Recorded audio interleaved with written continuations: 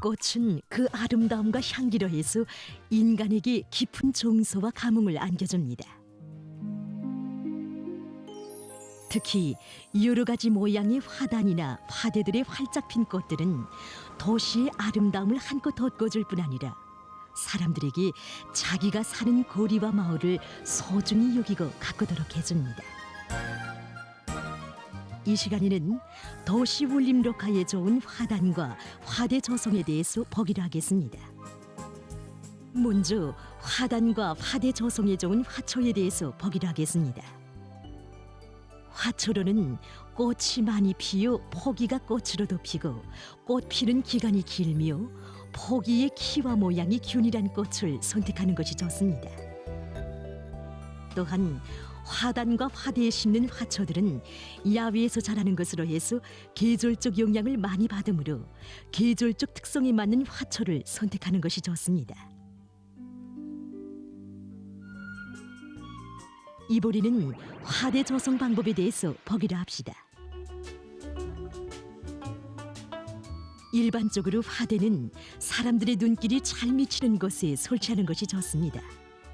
그런 장소로는 도로의 교차점이나 건물 앞에 확 트인 공지, 공원이나 휴식터 등을 들 수 있습니다. 화대는 크게 고정 화대와 이동식 화대로 나누어 볼 수 있습니다. 고정 화대에서 원형 화대는 여러 층으로 나누어 꽃장식을 하는 것이 좋습니다. 지금 보시는 것처럼 원형 화대의 맨 우층에는 붉은색 계통의 꽃을, 그 아래층에는 연한 색깔의 꽃을, 또 그 아래층에는 진한 색깔의 꽃, 밑단에는 연한 색의 꽃이나 장식풀로 위에서부터 아래로 내려 하는 방법으로 장식하면 보기가 좋습니다. 오늘날 도시로카에서 입체적인 장식 효과를 얻을 수 있는 다양한 형식의 공중 화원을 조성하는 것이 세계적인 하나의 추세로 되고 있습니다. 살림집의 베란다와 다리란간, 가로등과 같은 고리의 풍경 요소들마다의 대형 화분들과 이동식 화대를 비롯한 화초 장식물들을 많이 설치함으로써 전반적인 도시 생태 환경을 개선하고 미적 효과도 높이고 있습니다. 이동식 화대 조성에서는 화대의 색과 꽃 색깔의 조화를 맞추는 것이 중요한 문제로 나섭니다.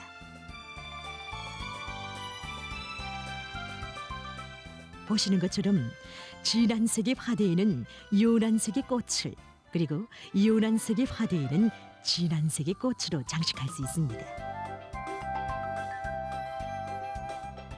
이동식 화대는 풍만한 느낌을 주도록 한 가지 색의 꽃으로 장식할 수도 있고 때에 따라서 여러 가지 꽃으로 화려하게 장식할 수도 있습니다.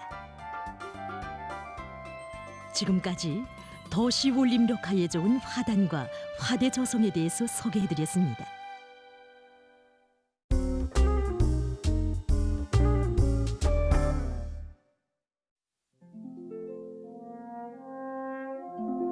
매개 나라와 민족에는 그 뿌리로 시원으로 되는 시조가 있습니다. 우리 민족의 시조 단군에 대한 이야기는 오랜 세월 반만년 민족사의 연륜 속에 실화로만 전해져 내려왔습니다. 허나 이 전설마저도 사대와 망국, 호위와 방임으로 얼룩진 역사의 풍운 속에 희미해졌으니 흐르는 세월의 이끼 속에 영영 사라져버릴 뻔했던 신화 속의 시조 단군이 과연 어떻게 되어 오늘날 자기의 실제한 모습을 되찾게 되었는지.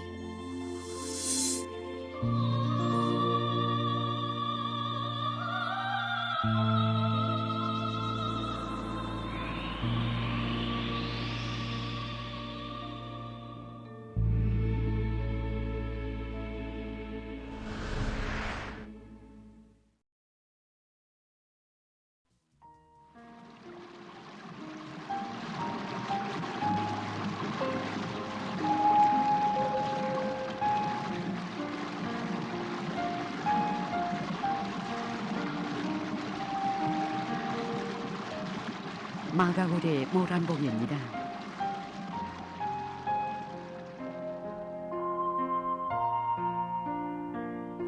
대동강과 더불어 모란봉을 주봉으로 펼쳐진 철승 경계로 이름 높은 금수산의 곳곳에는 옛 유족들이 자리 잡고 있습니다. 이력사 유족들의 보존 사업을 위해서 해당 부문 일꾼들은 자주 이곳을 찾곤 합니다. 이들 속에는 얼마 전부터 우리 민족사를 소개하는 책을 쓰고 있는 민족유산보호국의 책임 일꾼도 있습니다.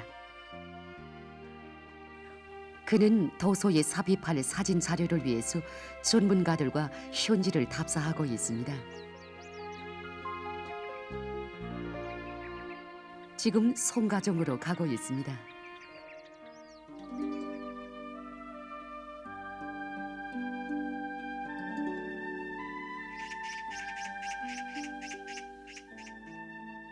송가정에는 이곳을 자주 찾곤 하는 로인 한 분이 있습니다.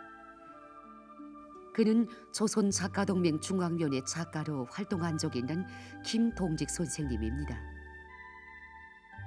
어렸을 적부터 모란봉을 특별히 사랑해온 그는 자기의 작품들 대부분에 금수산을 담았으며 그렇게 쓴 책의 부피가 키를 훨씬 넘는다고 합니다.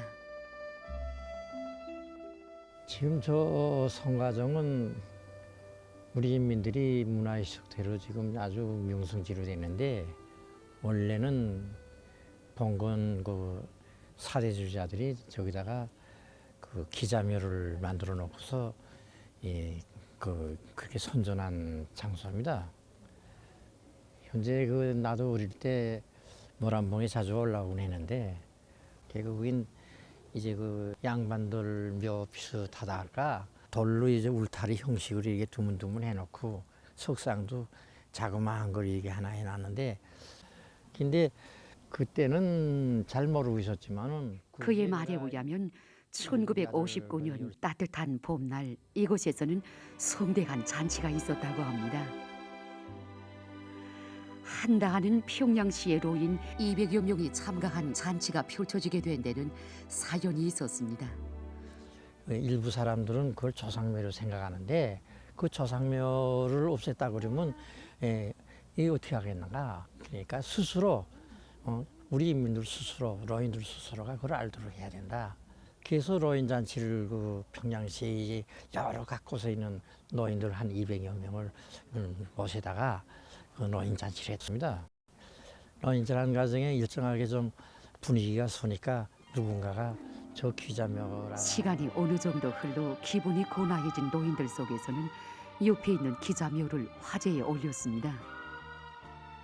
이 기자라는 것은 바로 이제 그 기원전 12세기 음나라에 있던 귀족인데, 그가 조선의 망명해서 이제 나라를 세우고 왕이 됐다는 바로 이런 소리입니다. 이런 걸 바로 이제 그 기원전 2세기 때 외래 침략자들이 고조선을 침략하면서 저들이 이런 걸 합리화하기 위해서 이제 그 기사설이라는 걸 이제 그 꾸며냈고, 12세기에 우리나라 봉건 사대주 사가들이 바로 실제로 기자가 우리나라에서 정말 나라를 세워준 것처럼 왜곡하면서 여기다가 기자묘를 지금 만들어 놨습니다. 술도 돼가고 정말 그 건하게 취했을 때 결국은 진짜면이나 가짜면이나 이런 논쟁이 이제 벌어지게 됐다고 합니다. 거기서 승부가 없습니다. 결국은 파보자. 파보면 알 것이 아닌가. 그러니까 그 기자묘라고 주장하던 노인들까지도 진짜 파서 날던 옥화 갔는가. 그때는 다시 수복에 죽었다. 그럼 저다 파자. 이렇게 돼서 이제 그 파기 시작했습니다. 여기는 고고학자들도 참가했습니다. 파보니까 결국은 나온 것이라는 건 벽돌 조각 몇 개, 사기 조각 몇 개, 무덤 구조라는 건 하나도 없는 호한 묘지라는 것이 낱낱이 드러나게 되었습니다. 그래서 진짜라고 주장하는 노인들은 아연에서 얼굴이 시뻘게 됐고. 그러면 민족의 시조는 과연 누구인가? 평양 학생 소년공존이 자리 잡고 있는 장대째 기술계는 옛 사당집이 하나 있습니다.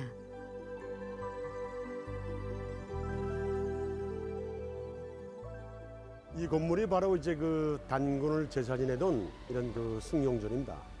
이 건물은 정말 우리나라에서 역사가 정말 굉장히 오래됐습니다. 그래서 그 586년에 저 아나콩떼돈 왕궁이 이 평양서로 옮겨오면서 여기다 지었는데 이 위치가 바로 옛날로 말하면 평양성 안의 내성의 거의 중심에 가까운. 그러니까 여기서부터 얼마 멀지 않은 곳에 이제 왕궁이 있었습니다. 그러니까 이걸만 봐도 고구려 왕들이 자주 여기 와서 단군을 제사 지냈다는 것을 이제 알 수가 있습니다.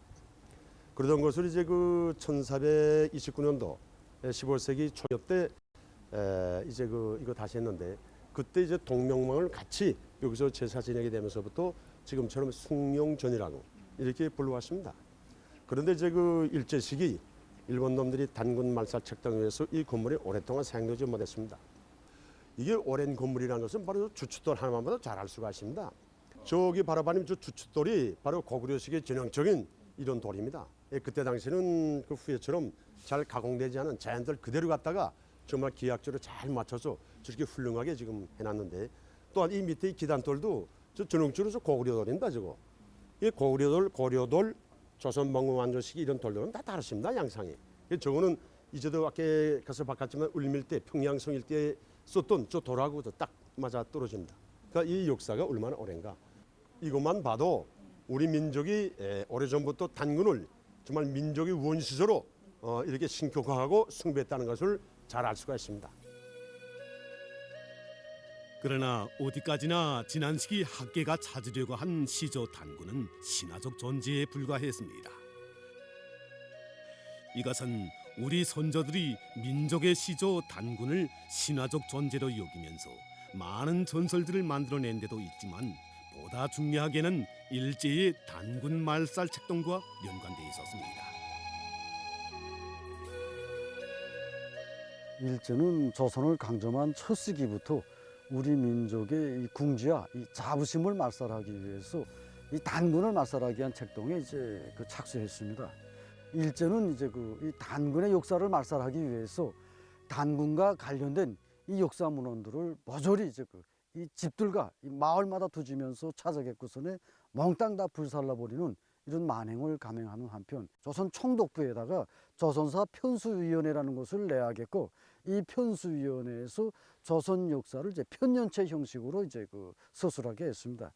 근데 일제는 우리나라의 역사를 기원전 57년 이 삼국사학에 기록되어 있는 내용입니다. 이 기원전 57년에 이제 박역거세가 이 신라를 세운 이러한 내용으로 역사를 기록하다 나니까 단군 역사는 우리 민족 속에서 마치 이제 신화나 이 전설에나 나오는 이 가상적인 역사로 이 생각을 하게 되었습니다.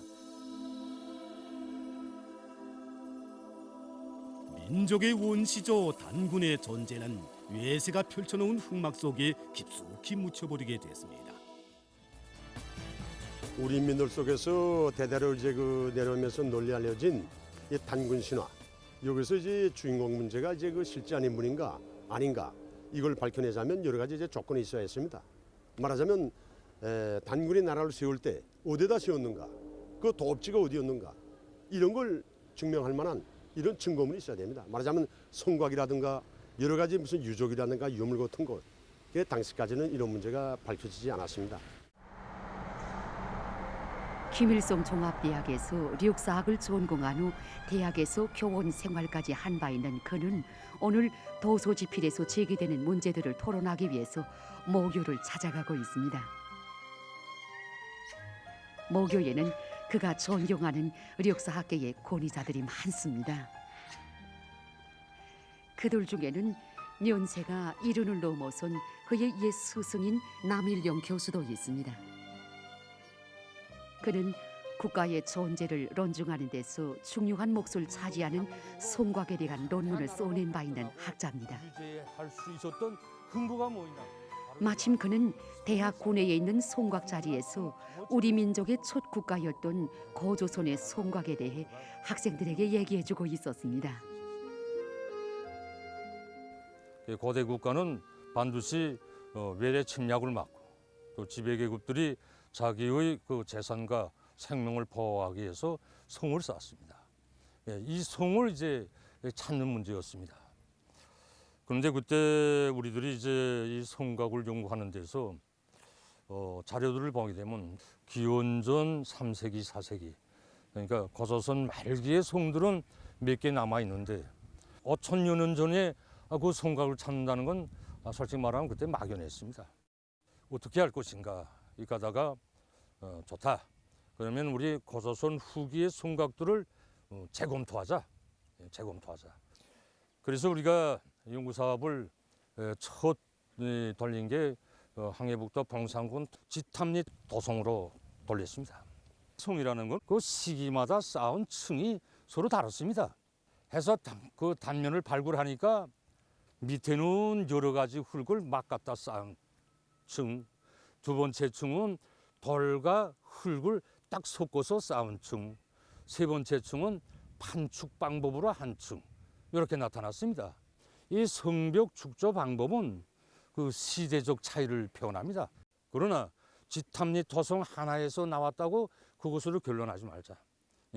당군 조선 시기 성들을 더 발굴해서 그와 같은 축조 방법 형식이 시대적 변천으로 보는 그 근거를 찾자.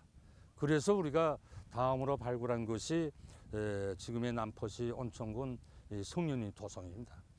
거기 가서 또 역시 딱 성벽을 발굴하니까 이자구와 같은 현상이 나타났습니다. 이자구와 같은. 그 다음에 우리 항해남도 운율군 운송리 토성, 그 다음에 저 신천군 청산리 토성, 이거 발굴하니까 그런 현상들이 나타나기 시작했습니다. 그래서 우리는 이것을 맨 밑에 층은 당군 조선 시기에 쌓은 성이다. 그 이후에 여러 번 개축한 성이라는 시대적 차이를 결론했습니다. 그의 말에 의하면 고조선 시기의 성곽들로 확정된 이 토성들의 위치가 고구려 시기 수도였던 평양성으로 들어오는 동서남북의 중요 통로들에 설치한 방위성들의 위치와 일치하다는 것이었습니다. 그런데 여기서 이제 중요한 문제는 당군 조선의 수도이고 중심지라는 이 평양에서 아직 찾지 못했습니다. 그래서 우리 수행 고심했습니다. 어디서 이게 평양 중심에서 이 성을 찾겠나? 거기 수도면 수도 성이 있어야 되지 않습니까? 문헌기록에 의하면은 이게 왕검성이란 말입니다. 고조선의 수도성은 왕검성이다. 이건 기록에 있습니다. 이 평양에서 왕검성을 어떻게 찾겠느냐? 어디서 찾겠는가? 그래서 우리 우리 최국이 우리 강조장이시던 최국 선생이랑 정말 우리 고심했습니다. 박시용 선생이랑 해서 하다가 평양 일대의 성이 이 평양성, 대성산성, 안악궁성, 청호동 토성, 청암동 토성 이게 많습니다. 그 중에서 다른 성들은 다 발굴해서 그 면모가 밝혀졌습니다. 딱 이 우리 청암동 토성 하나는 그때까지 우리가 말하자면 발굴하지 못했습니다. 그래서 우리가 이 목표는 이거다. 분명히 산수 수려한 평양의 중심지에 있고 정말 이 산수가 수려하고 위치가 좀 기묘한 데입니다. 바로 이 동쪽에는 대성산성, 서쪽으로는 모란봉, 남쪽으로는 대동강을 끼고 있는 아주 천연 절벽의 요새에 위치하고 있다고 말할 수 있습니다. 그래서 우리가 성벽을 자르니까 이 성벽 맨 밑바닥에서 당군 조선 시기의 축조 방법으로 쌓은 성벽 형식과 팽이그릇을 비롯한 당군 조선 시기의 특징적인 유물들이 여기서 나왔단 말입니다. 이미 자리는 잡아놓았고 그렇기 때문에 계속 여기다가 짓도록 하자고 이렇게 말씀드렸습니다. 하지만 수령님께서는 대학 위치도 중요하다. 그러나 토성도 보존해야 된다고 하시면서 대학 건설 위치를 현재 이 자리 전자도서관이 서 있는 이 용남산 언덕에 잡아주셨습니다. 그래서 학자들은 성토 발굴에 달라붙었습니다. 성토는 기원 후 247년에 고구려의 부수도성으로 확정됐습니다. 그때 학자들은 우리 수령님의 선견지명에 환성을 올렸습니다.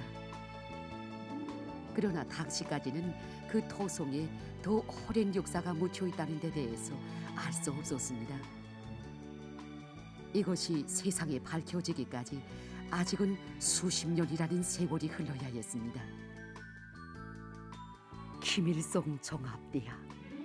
그 연역만 돌이켜봐도 명실공히 민족의 역사를 귀중히 여기시고 열렬히 사랑하신 뜨거운 마음에 떠받들려 일떠선 대학이었습니다.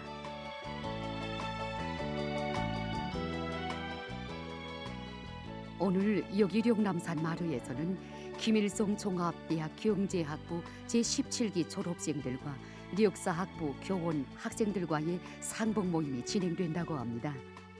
당군 신화는 신화 중 가장 고전적인 성격을 띠는 것으로서 우리 인민들이 사회 경제 생활뿐만 아니라 그들이 지녔던 소박하고 원시적인 사상 종교적 신앙의 모든 형태를 다 포괄하고 있다고 하시면서 당군 신화를 과학적으로 분석해 주셨습니다. 민족의 시조. 시조란 맨 처음으로 나라를 세운 조상을 이루는 말입니다. 우리 민족의 시조가 세운 첫 국가 고조선은 계급의 발생과 함께 생겨난 노예 소유자 국가였습니다. 그러나 1960년대 초까지 우리 민족의 첫 계급 국가에 대한 역사적 인식은 모호하기 그지없었습니다. 이와 관련해서는 당시 김일성 종합대학에서 조선 역사를 강의하던 현명호 선생님의 회상을 통해 잘 알 수 있습니다. 지금에는 황당하겠지만 그때까지 적지 않은 학자들은 고구려와 백제, 신라 삼국 이전 시기를 원시사회로 보고 있었습니다. 강의에서 나는 학생들에게 삼국의 사회 경제적 성격에 대해서 당시 학계가 가지고 있던 게 주었습니다. 하나는 삼국 시기를 노예제 사회로 보는 견해, 다른 하나는 삼국 시기를 봉건 사회로 보는 견해, 또 다른 하나는 고구려 백제를 노예 사회로 규정하고 신라는 봉건 사회로 규정하는 견해였습니다. 학생들은 질문을 연거푸 들이댔습니다. 선생님, 고구려가 노예 소유자 국가라면 단군이 세웠다는 거조선은 어떤 성격을 가진 사회입니까? 선생님, 고구려와 백제, 신라가 봉건 국가이고 그 이전 시기에 존재한 고조선을 원시사회로 본다면 우리나라는 노예제 사회를 고치지 못했다고 봐도 됩니까? 너무 극단적으로 결론할 필요는 없습니다. 삼국시기 사회적 성격에 대해서 여러 가지 견해들이 있긴 하지만 고증할 만한 증거들이 기본인 것만큼 학계에서는 유적 유물 발굴에 많은 품을 들이고 있습니다.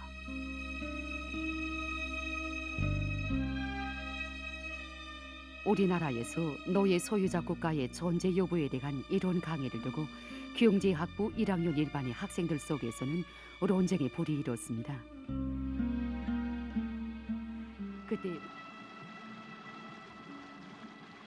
그때 현여고 선생님은 구석기 시대 존재를 두고 벌린 경제학부 학생들의 논쟁 소식을 듣고 정말 많은 생각을 했다고 합니다.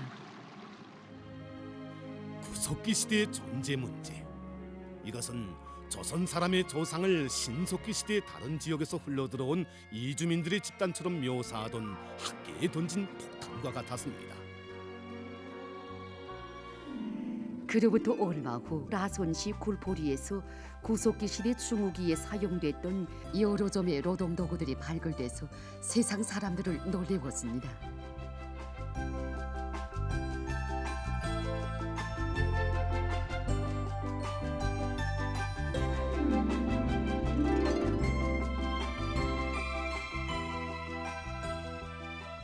이 모든 유물들은 우리나라에서는 인류 발생의 이른 시기부터 일찍이 사람들이 살았다는 것을 증명해 주었습니다.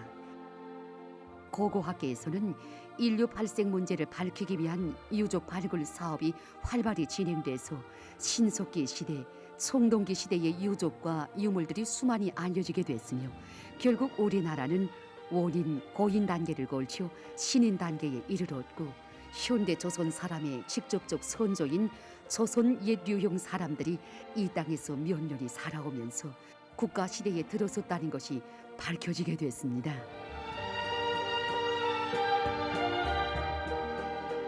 그 이후 역사학계는 우리 인민의 유구한 역사를 과학적으로 종합 체계화해 나갔으며 고조선 시기의 유족 유물들을 리오니어 발굴 복원해서 단군 조선의 실체를 하나하나 밝혀 나갔습니다. 그러나 단군은 여전히 신화 속의 존재로 남아 있었습니다.